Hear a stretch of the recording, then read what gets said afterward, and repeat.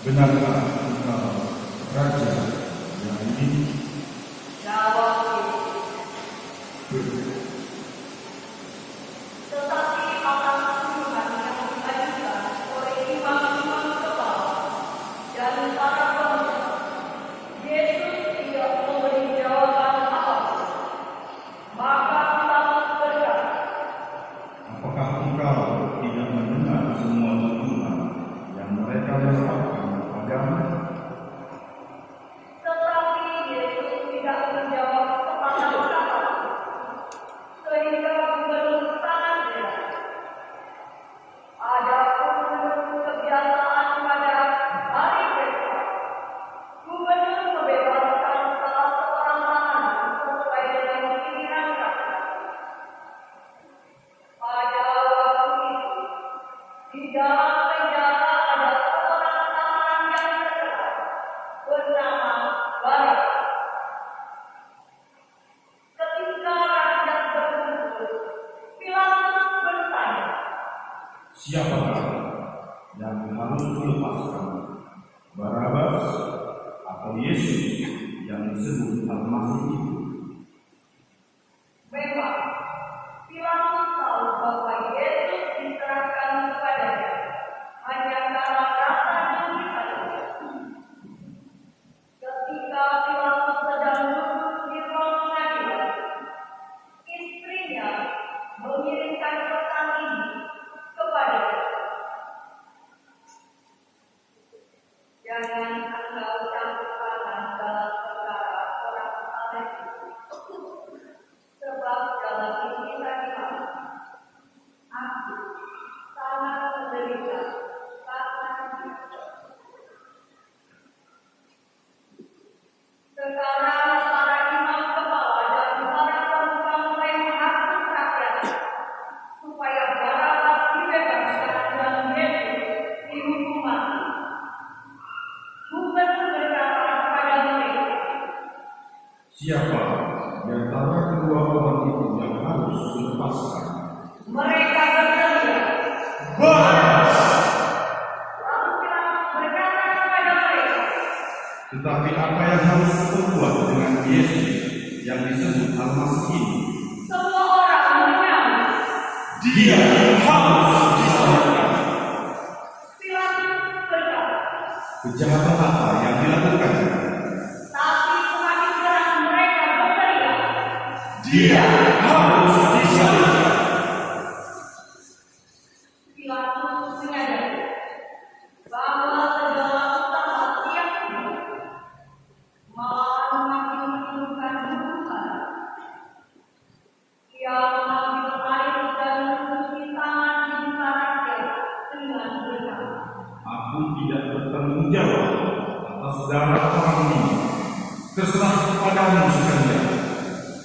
dan seluruh rakyat menyaut. Biarlah darah orang ini menjadi tanggung jawab kami dan anak-anak kami. Kemudian Pilatus membebaskan Barabas dan ia menyuruh mendera Yesus, lalu menyerahkannya kepada mereka untuk disalibkan. Maka serda-serda gubernur mengatakan Yesus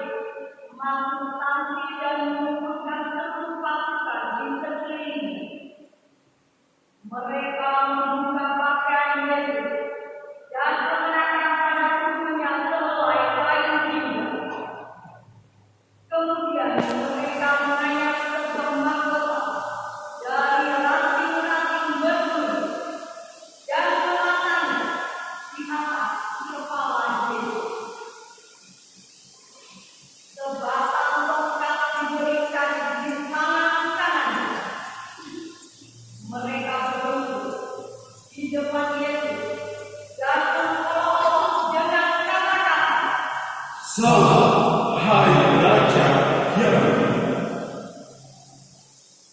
Mereka menggudari Yesus, mengambil tongkat itu, dan memukul kepalanya. Sesudah mengolok-olok Yesus, mereka mengambil kain gila itu dan menyuruh Yesus mengenakan pakaiannya sendiri. Lalu Yesus dibidik keluar untuk disalibkan.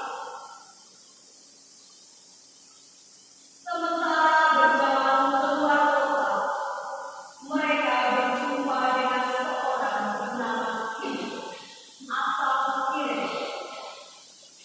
Dia dipaksa mengambil salib Yesus, dan ketika sudah sampai di tempat yang bernama Golgota, artinya tempat tengkorak, Yesus diberi minum anggur yang bercampur empedu.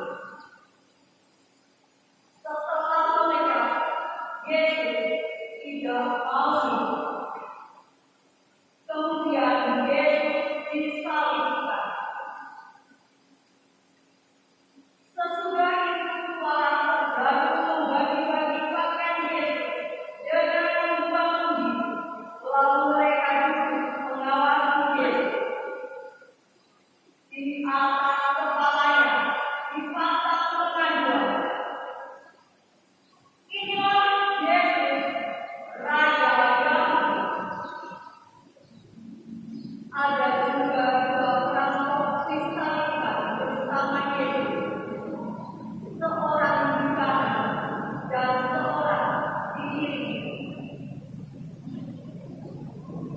Orang-orang yang lewat di situ mengejek Yesus dan menggelengkan kepala sambil berkata, Katanya, kau membongkar Kanisa dan membangunnya kembali dalam 3 hari saja. Selamatkanlah dirimu sendiri. Kalau benar engkau putra Allah, turunlah dari sana. demikian juga ketua imam kepala, ahli kitab dan para pemuka mengolok-olok Yesus. Orang lain diselamatkannya, tetapi dirinya sendiri tidak dapat ia selamatkan. Kalau memang Raja Yahudi, biarlah sekarang turun dari sana, dan kami akan percaya kepadanya. Ia menaruh harapannya kepada Allah. Biarlah Allah melepaskan dia. Kalau berkenan kepadanya, bukankah dia berkata, "Saya putra Allah"? Dan kedua perampok yang disalibkan bersama Yesus mengejeknya. Mulai dari pukul 12, seluruh daerah itu diikuti kegelapan sampai pukul 3. Kira-kira pukul 3, berserulah Yesus dengan suaranya. Lama sabar Yang artinya, Allah, ya Allah, mengapa kau tinggalkan aku? mendengar beberapa orang yang berdiri di situ berkata, Dia memanggilnya dia.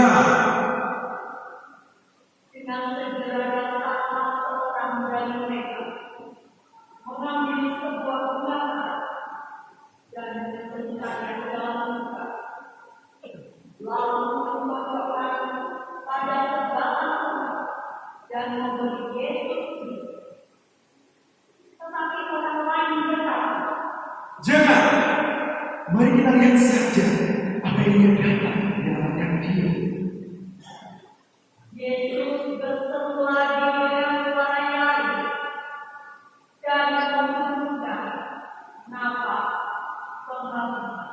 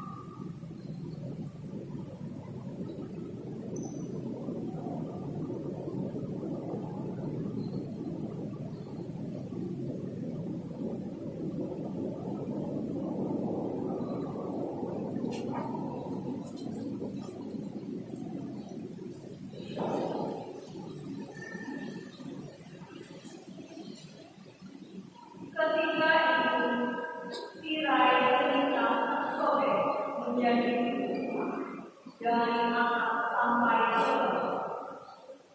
Dan terjadilah gempa bumi. Batu-batu besar terbelah-belah. Kubur-kubur terbuka menambah. Dan banyak orang suci yang telah meninggal bangkit kembali. Dan sesudah bangkit, mereka keluar dari kubur, memasuki kota suci, dan menampakkan diri kepada banyak orang. Ketika para perwira dan para perdana menyaksikan gempa bumi dan peristiwa itu, mereka sangat takut dan berkata, Memang benar, dia putra Allah.